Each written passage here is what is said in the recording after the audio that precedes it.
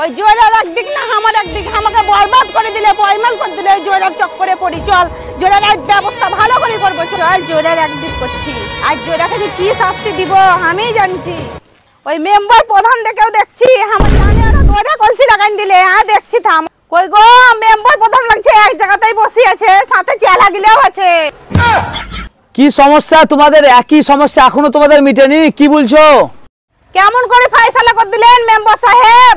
উজি বিদেশ পালাইছে, 5 বছর হলো, এত বড় ছেলে হুঙ্গেলছে, এখনো কোনো ফয়সালার কোনো নাম নাই, টাকা পয়সা পাওয়ার কোনো নাম নাই। আরে বাবা, তোমাদের 5 বছর আগে ডিভোর্স হয়েছে, দিয়ে আবার ছেলে হয়েছে? এটা সম্ভব? ঠিক ঠিক। কি করি কি করছো তোমরা? আচ্ছা কি করি তোমাদের ছেলে হলো আবার? আচ্ছা তোমার ডিভোর্স হওয়া কত বছর হলো? কেন 5 বছর হলো।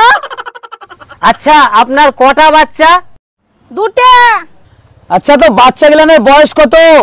একটা 4 বছর আর একটা 2 বছর। আচ্ছা কি করি হতে পারে? তোমার ডিভোর্স হওয়া হলো 5 বছর, আর বাচ্চার বয়স বলছো একটা 4 বছর নাকি? আর একটা কথা বলে 2 বছর।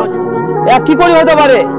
কোনোদিনই বিশ্বাস হয় না, আর কোনোদিন বিশ্বাস করবো না। কি বিশ্বাস করছো তোমরা? না না না, হ্যাঁ, কোনোদিনই বিশ্বাস করবো না। বিশ্বাস আপনি কি আপনার বাপকেও বিশ্বাস করতে হবে? কি করি হলো শুনবেন?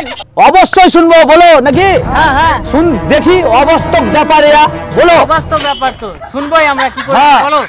মাঝে মাঝে ওর ক্ষমা চাইতে তো রাতে দি বলছে।